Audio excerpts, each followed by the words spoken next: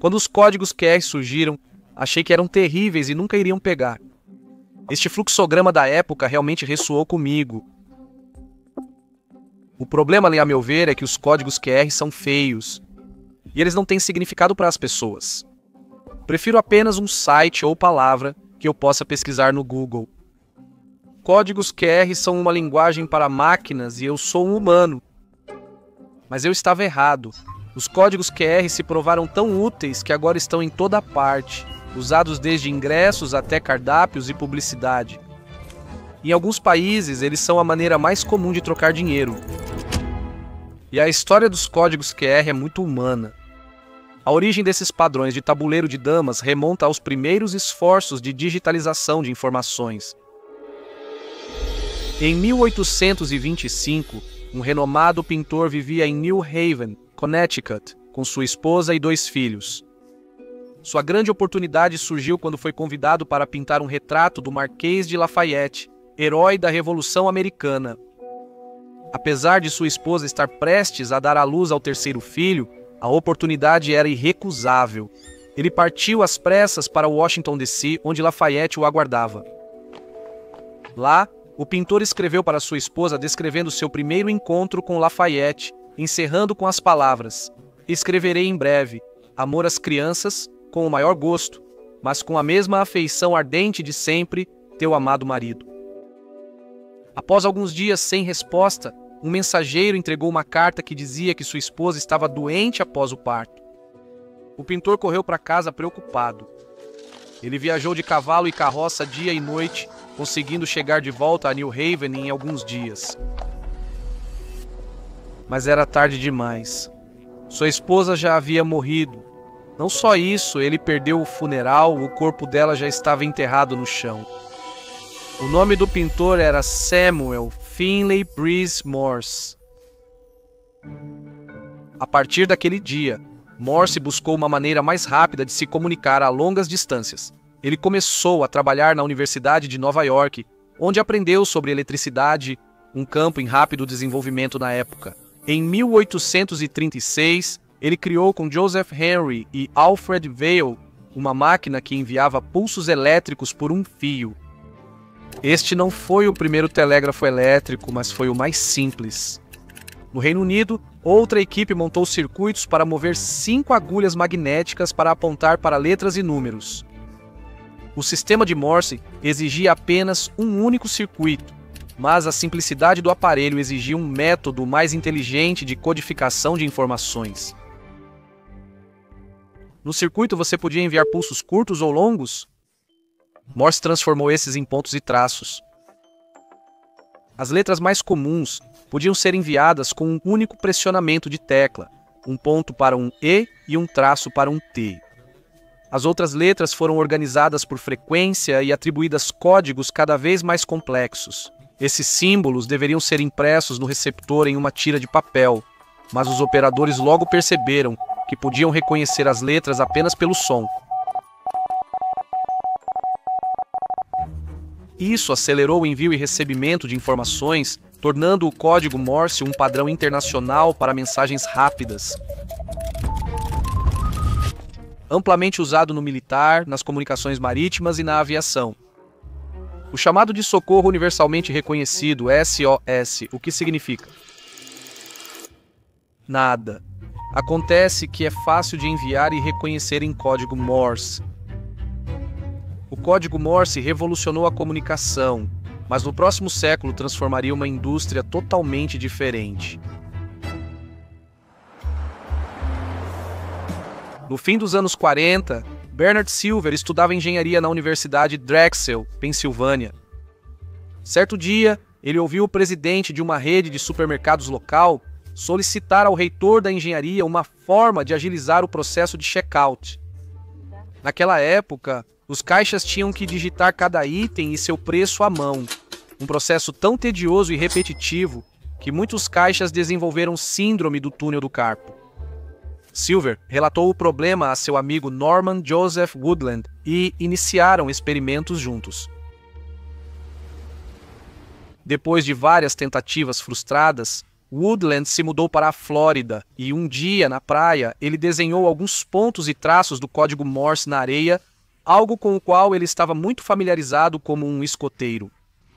Ele lembra: eu apenas estendi os pontos e traços para baixo e fiz linhas estreitas e largas a partir deles, e assim o primeiro código de barras foi criado. Deste começo evoluiu o Código de Produto Universal, ou UPC, capaz de armazenar uma sequência de 12 números. Ele é lido ao passar um laser sobre ele e verificar quanto de luz é refletida para ler as linhas pretas e brancas essencialmente como pontos e traços. Um par de linhas verticais é colocado no início, meio e fim para garantir que o scanner leia o código corretamente. O código é dividido em duas metades, esquerda e direita. Os números em cada lado têm linhas pretas e brancas invertidas para que o scanner diferencie a esquerda da direita, mesmo de cabeça para baixo. Quando vistos na vertical, os números geralmente indicam o fabricante à esquerda e o produto à direita. Os fabricantes pagam altas quantias para reservar números específicos para registrar seus produtos com exclusividade. Assim, os 12 dígitos de um código de barras identificam de forma única cada produto de supermercado que você já adquiriu. Este pote de manteiga de amendoim, Jif possui os mesmos 12 dígitos identificadores em qualquer lugar do mundo. Todas as variedades de manteiga de amendoim, como suave, crocante, para misturar ou não, sem açúcar, baixo sódio de qualquer marca, possuem seu próprio código de barras único. Nós vamos algum dia ficar sem códigos de barras? 12 dígitos podem se combinar para fornecer 10 elevado a 12, ou seja, 1 trilhão de sequências diferentes. Isso deve ser suficiente, mesmo se as empresas continuarem produzindo coisas como Oreos de Sour Patch e Mountain Dew super picante. Porém, o último dígito não é independente dos demais. Os inventores do código de barras previram que ele poderia ser danificado ou adulterado. Eles reservaram o último dígito para verificar se o código de barras está completo. Pegue qualquer código de barras e some os dígitos em posições ímpares. Multiplique esse resultado por 3, adicione a soma dos dígitos em posições pares ao resultado e pegue o resto quando esse número for dividido por 10. Se o resto for 0, o dígito verificador é 0. Se não, o dígito verificador é 10 menos o resto. Se um scanner não conseguir ler algum dígito do código de barras, ele pode usar o último dígito para recalcular o que deve ser usando este algoritmo.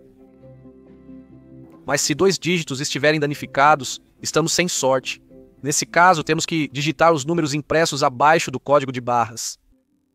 Portanto, sem o último dígito, existem 10 elevado a 11, ou 100 bilhões de possibilidades únicas.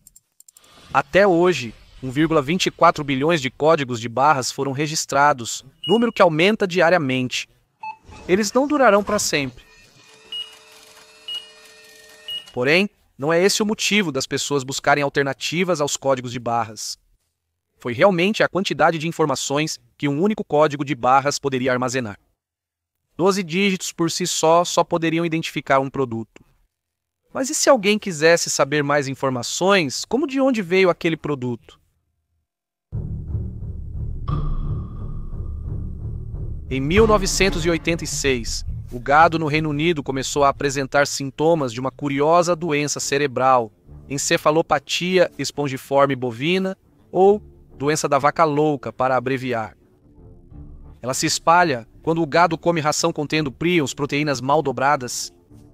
Comer carne bovina contendo tecido cerebral ou medula espinhal de gado infectado pode transmitir uma doença que transforma o cérebro humano em uma esponja. Como nenhum teste detectava a doença da vaca louca em vacas vivas, milhões de animais foram abatidos. Funcionários da saúde buscaram um método para rastrear as fontes e importações de carne bovina. Mas com todas as informações que isso exigiria para qualquer pedaço de carne bovina, os códigos de barras eram insuficientes. O inventor americano David Alas tentou solucionar o problema empilhando múltiplos códigos de barras.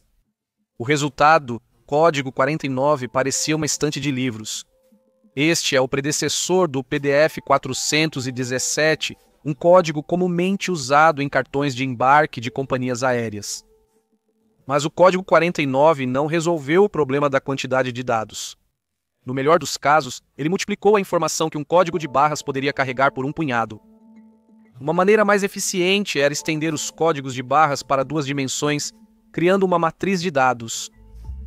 A NASA tentou isso em 1994 com o Vericode, usado para rastrear e identificar peças do ônibus espacial. Este código era lido por câmeras digitais iniciais em vez de lasers, e inicialmente era proprietário. Na mesma época, Masahiro Hara, engenheiro da Denso, fabricante japonesa de autopeças, estava frustrado por ter que escanear múltiplos códigos de barras para preencher a mesma caixa de componentes automotivos. Sim, como o óleo é usado nas fábricas de automóveis, quando os códigos de barras ficam sujos, eles se tornam ilegíveis, então tivemos que inserir dados no teclado, o que era um fardo adicional. Hara se propôs a desenvolver uma alternativa por conta própria. Ele se inspirou em uma fonte incomum. No Go, você basicamente coloca pedras nas interseções das linhas, mas mesmo que estejam um pouco fora, nós humanos ainda podemos dizer onde elas estão colocadas. Então, ao jogar Go, pensei em como essa estrutura de matriz poderia ser lida, e foi daí que surgiu a ideia de uma matriz em preto e branco. Para entender como as informações são armazenadas em um código QR, vou construir um eu mesmo da maneira como Masahiro Hara o concebeu inicialmente, com um tabuleiro de Go. Eu tenho as pedras pretas e brancas usuais. Branco representa 0, preto representa 1. E vamos codificar o link do nosso canal do YouTube neste tabuleiro. O primeiro passo é converter www.youtube.com/veritasium em uns e zeros, usando a codificação de bytes. A codificação de bytes usa ASCII, que tem raízes no código Morse.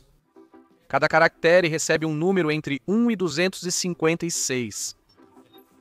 Então convertemos o decimal ASCII em sua forma binária. Como 256 é 2 elevado a 8, podemos usar as 8 combinações de bits binários para representar todos os caracteres ASCII. Esses 8 bits compõem um byte de informação.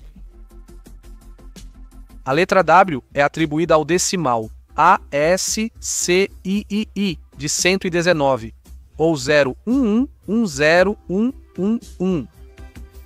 Fazendo o mesmo para todos os caracteres em www.youtube.com/veritasium, é assim que a string parece em binário. O texto tem 26 caracteres, então ocupa 26 bytes de informação. Agora nosso quadro é de 25 por 25. Isso é um código QR versão 2. Existem diversos tamanhos, todos legíveis pela câmera do celular. O código QR versão 1 de Hara era de 21 por 21, e a maior versão hoje é de 177 por 177. Isso é grande o bastante para armazenar 3 KB de dados. Apenas 26 desses seriam suficientes para armazenar todas as informações necessárias ao computador do Apollo 11 para enviar humanos à Lua. Um programador até codificou um jogo de computador, Snake, em uma versão 40 de código QR. A área ao redor de um QR Code deve ser vazia e de cor uniforme. Esta é a zona de silêncio. Os códigos QR se distinguem pelos 3 padrões quadrados nos cantos. Os quadrados de posição permitem ao leitor identificar a orientação do código. Quase todos os códigos QR também têm um quarto quadrado menor no último canto, sendo mais difícil de identificar. Este é o padrão de alinhamento. É usado para redimensionar o código QR quando é lido de distâncias variadas ou de ângulos oblíquos loucos. O tamanho relativo e a distância do quadrado de alinhamento em relação aos quadrados de posição permitem que o software o redimensione em um quadrado adequado. Ao lado dos quadrados de posição, tiras brancas simples os isolam do restante do código. E essas são faixas de tempo, faixas de pedestre zebradas que conectam o quadrado de posição superior esquerdo com os outros dois. Todo código QR tem faixas alternadas, fique atento a elas. Os códigos QR parecem iguais visualmente, mas informam ao telefone sua versão e quantidade de dados esperada. 5 quadrados alternados indicam a versão 1, 9 indicam a versão 2 e assim por diante. E ao lado desses estão as tiras de formato que contêm regras para como escanear o código. Estou colocando pedras vermelhas no espaço que eles ocupam por agora. Todo código QR possui outra característica. Este pixel adjacente ao quadrado da posição inferior direita, ele está sempre escuro. Perguntei ao Hara-san se isso tinha algum significado especial, mas ele negou. Tínhamos a escolha entre branco ou preto e eu simplesmente escolhi preto. Todo esse espaço restante é para armazenamento de dados. Os dados de um código QR sempre iniciam no canto inferior direito. Aqui, os primeiros 4 quadrados carregam 4 bits que especificam o formato dos dados. 0001 se forem apenas números. 0010 se for alfanumérico, ou seja, letras maiúsculas e números. 0100 se a informação for armazenada em bytes e 1000 para kanji japonês. Os próximos 8 bits indicam o número de caracteres na mensagem. Então, como temos 26 caracteres, isso deve ser 000 11010. A seguir, começamos a organizar nossos bytes para youtube.com/veritasium, começando em células de 2 colunas de 8 bits. Eles seguem um padrão em zigue-zague que serpenteia até o canto superior esquerdo. Dentro de cada célula que representa um byte, o bit mais significativo, correspondente a 2 elevado a 7, está no canto inferior direito e o menos significativo, ou 2 elevado a 0, está na extremidade oposta. 0111011. Para o W será preenchido assim. E vamos continuar com o resto. Uma vez que preenchemos os bytes para www.u, encontramos o padrão de alinhamento após 4 bits.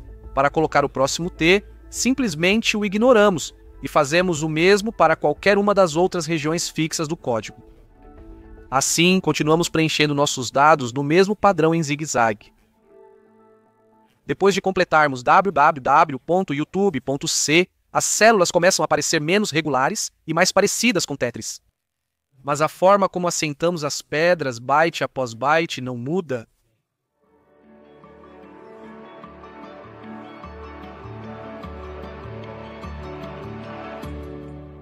E lá vão os últimos 8 bits para a última letra M.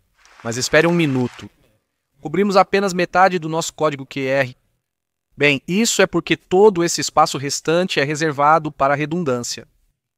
Os bytes extras de código de correção de erro nos permitem reconstruir informações se o código QR for danificado.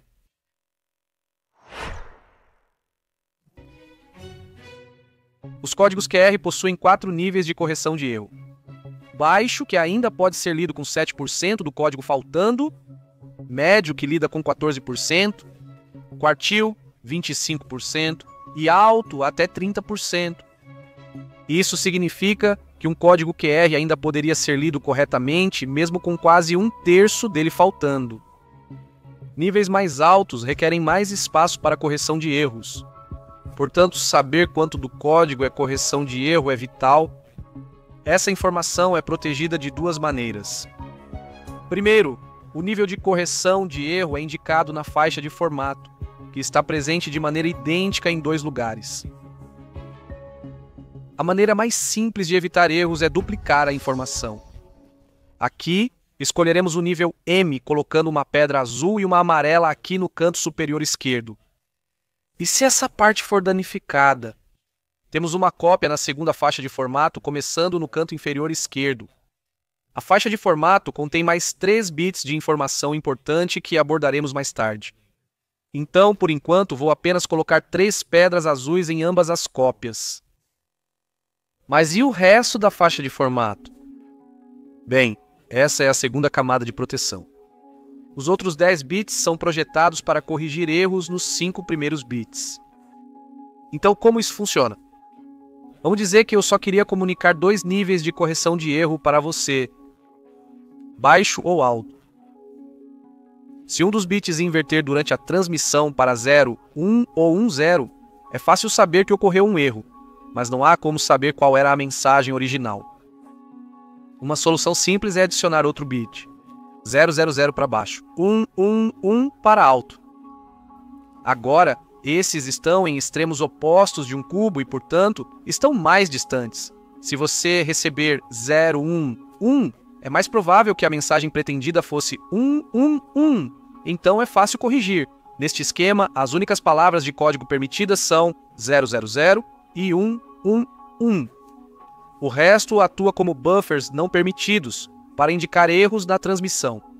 As palavras de código permitidas devem estar o mais distantes possível. Aqui eles estão a 3 vértices de distância. Isso é conhecido como distância de Hamming, em homenagem a Richard Hamming, pioneiro na correção de erros. Para uma distância de Hamming de n, você pode corrigir até n-1 sobre 2 erros em uma string binária, então uma inversão de bit no exemplo anterior. Voltando aos 5 bits do formato string. Para comunicar apenas zeros ou uns, eu poderia colocá-los em cantos opostos de um hipercubo de 5 dimensões. Contudo, nossa string inclui todas as 32 combinações de uns e zeros como códigos válidos. Então, para fornecer buffers, como antes, podemos estender a string de 5 bits para uma string de 15 bits. Agora, os 32 códigos válidos estão separados por uma distância de Hamming de 7, o que significa que podemos corrigir até 3 erros de inversão de bits. A forma mais simples é usar uma tabela de consulta. A tabela pega um vértice mal lido e encontra o vértice válido mais próximo, provavelmente a palavra de código desejada. Mas para os nossos principais dados de código QR, precisamos de um esquema muito mais eficiente, que não requeira tabelas de consulta ou aumente significativamente o tamanho dos dados. Vamos dizer que eu quero te enviar uma mensagem que são os 4 números 1, -2, 3 e 5. Se eu apenas enviar esses números, um deles pode ser corrompido na transmissão e você não saberia que um erro ocorreu ou qual dígito estava errado. Antes de enviar a mensagem, elaboramos um plano. Primeiro, em vez de enviar 4 números, enviarei 6. Os 4 primeiros são minha mensagem real e os 2 últimos, A e B, vão ajudar a verificar se houve erro. Agora trate esses 6 números como os coeficientes de um polinômio de 5º grau. E eu escolherei os valores de A e B de forma que esse polinômio também possa ser escrito na forma de um polinômio de grau 3. Chamemos de Q de x, vezes x-1, x-2. Agora poderíamos definir esses 2 últimos termos para ser x menos qualquer número, mas para simplificar, vamos dizer que escolhemos 1 e 2. Dessa forma, quando você receber meu polinômio, saberá que se substituir x por 1 ou x por 2, deverá obter 0 para ambos, porque foi assim que eu construí o polinômio. E se você não obtiver 0, saberá que houve um erro na transmissão. Eles são chamados de síndromes, que é um termo apropriado, já que síndromes são definidas como um grupo de sinais que ocorrem juntos e caracterizam uma determinada anormalidade. Se o polinômio da mensagem não for 0 em qualquer um dos valores da síndrome, então há um erro no código. Então, como encontro os valores de A e B neste exemplo? Eu pego o polinômio sem A e B e divido por x-1 e x-2. Obtenho um polinômio de grau 3, que é o que eu quero, mas também há um resto de 37x-30. Então eu posso mover isso para a esquerda. Para que o polinômio tome a forma que eu quero, A deve ser menos 37 e B 30. Então eu envio a mensagem 1, -2, 3, 5, menos 37 e 30. Substitua x por 1 e por 2. Se obtiver 0 em ambos, a mensagem foi enviada corretamente. Mas e se houve um erro na transmissão? Digamos que na posição 4, o número mudou para 6. Bem, agora, se você avaliar em x igual a 1 e 2, o polinômio não é mais zero. Para descobrir onde ocorreu o erro, um de cada vez, você define cada coeficiente como uma variável. Então encontre o valor dessa variável definindo o polinômio igual a 0 em x igual a 1. Repita isso para x igual a 2. E você descobre que os dois valores diferem. Isso indica que o segundo coeficiente não foi o erro. O mesmo ocorre para os demais coeficientes, exceto ao chegarmos naquele onde houve o erro. Aqui, os dois valores são iguais e idênticos ao número originalmente transmitido, 5. Portanto, este método nos permite tanto verificar quanto corrigir erros, com apenas um modesto aumento no tamanho dos dados. Este é um exemplo simplificado de um código de correção de erros Reed-Solomon, criado por Irving S. Reed e Gustav Salomon em 1960.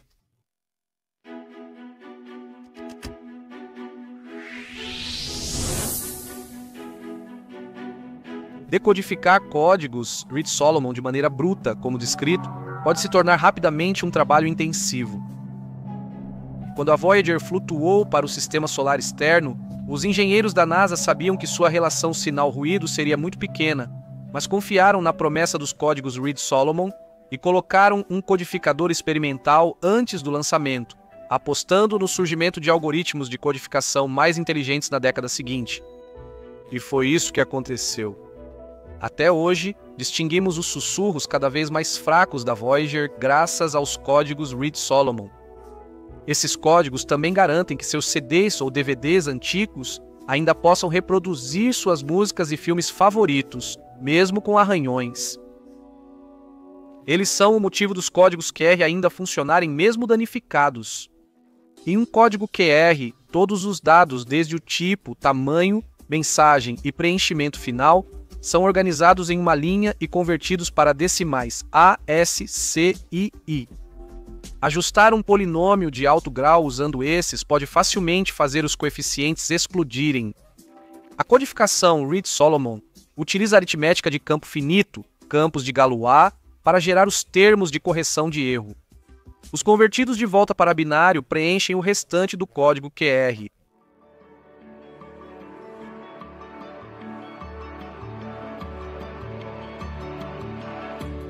E aí temos nosso código QR completo. Mas por que ainda não podemos escaneá-lo? Vê como essas regiões aqui aparecem uniformemente brancas e pretas. Às vezes, os dados codificados podem inserir padrões simples e espaços em branco por acaso. Isso pode confundir os leitores que esperam ver um tabuleiro de damas barulhento. Eles suspeitam que possa ser uma grande correção de danos, ou talvez nem seja um código QR. Mas há uma forma de corrigir isso. Lembra das 3 pedras azuis que coloquei para mascarar no formato string? Eles especificam uma das 8 formas de reorganizar a aparência dos pixels de código QS para que pareçam realmente embaralhados. Agora, essa máscara específica diz para inverter os pixels, então o branco se torna preto e o preto se torna branco para cada terceira coluna de dados. Mas isso não se aplica aos elementos funcionais do código. Eles permanecem inalterados.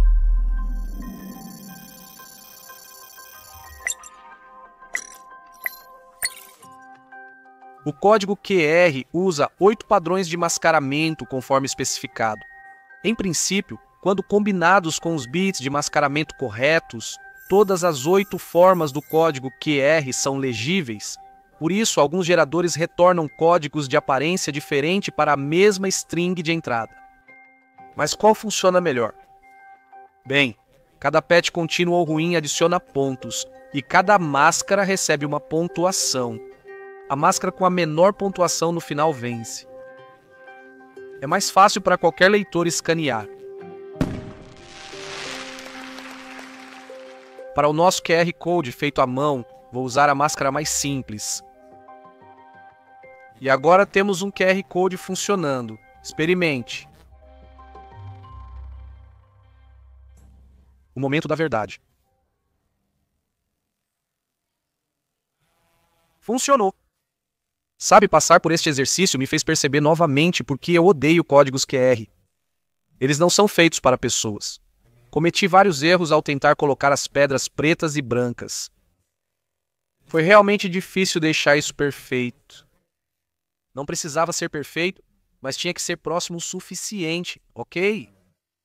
No início, os códigos QR eram usados somente na indústria. Foi bem recebido, mas meu chefe não tinha certeza de que seria aceito pela sociedade. Naquela época, os supervisores ainda não acreditavam que este projeto seria bem-sucedido. Mas logo percebeu-se o valor da capacidade de armazenamento de dados deles. Em 2002, a doença da vaca louca ressurgiu no Reino Unido. 179 pessoas morreram por comer carne contaminada e as pessoas entraram em pânico. Eles queriam saber a origem exata da carne e como ela era armazenada antes de chegar ao supermercado. Desta vez, o código QR estava disponível para ajudar. Foi uma das primeiras instâncias em que os tabuleiros curiosos começaram a aparecer em uso comum. Mas por que os códigos QR fazem tanto sucesso? Há vários outros códigos de matriz bidimensional disponíveis. Uma das razões é que a DensoWave decidiu não exercer direitos de patente sobre os códigos QR. Pessoalmente, como engenheiro, fiquei emocionado que o código QR que eu inventei estava sendo usado mundialmente. Decidimos lançá-lo em Tóquio e como o código QR agora é tão popular, acho que foi a coisa certa a fazer. A Denso optou por monetizar e vender scanners de código QR. Com o surgimento dos smartphones, a maioria das pessoas logo teria um scanner de código QR no bolso. Inicialmente, os apps de leitura de QR Code eram de terceiros e bem específicos. Mas em 2017, Android e Apple adicionaram leitores de QR diretamente em suas câmeras. Então o uso desses códigos decolou. A pandemia de Covid-19 também impulsionou os códigos QR globalmente. De repente, restaurantes e vendedores queriam uma maneira sem contato para distribuir cardápios e informações de produtos. O pagamento por QR Code se popularizou na Índia e na China. Atualmente, a Índia registra mais de 12 bilhões de transações mensais via código QR. Os códigos QR também se mostraram úteis para armazenar registros de vacinas e informações de saúde pessoal nos celulares. Mas a enorme disseminação também criou problemas. Uma questão sobre a segurança do código QR. Nos últimos anos, alguns golpistas usaram códigos QR para tentar fraudar pessoas que os leem. Você tem preocupações sobre esses usos? Como qualquer um pode criá-los, os criminosos os usam para phishing e fraude. Desde que os telefones celulares conseguem ler códigos QR desde 2002 no Japão, eles não são mais usados para informações confidenciais, corporativas ou pessoais. Em 2007, foi desenvolvido um código QR com recursos de criptografia e está sendo usado no Japão. Então, daqui para frente, gostaríamos de adicionar uma função de autenticação eletrônica aos códigos QR, que mostraria quem o emitiu e tornaria o código QR mais fácil de entender. Como em tudo na internet, é necessário atenção redobrada à segurança.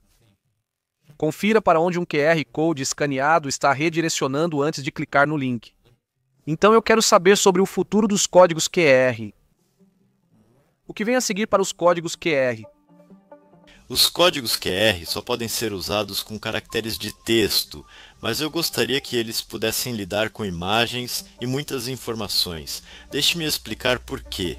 Há muitos desastres naturais, como terremotos no Japão. Esses desastres derrubam nossas redes, como o Wi-Fi. Para coisas relacionadas à medicina, como raios-x, se ocorrer um terremoto e o médico não conseguir chegar ao hospital, os pacientes poderiam fornecer as informações do raio-x via código QR. O hospital pode ler as informações para entender a condição do paciente e fornecer o tratamento adequado.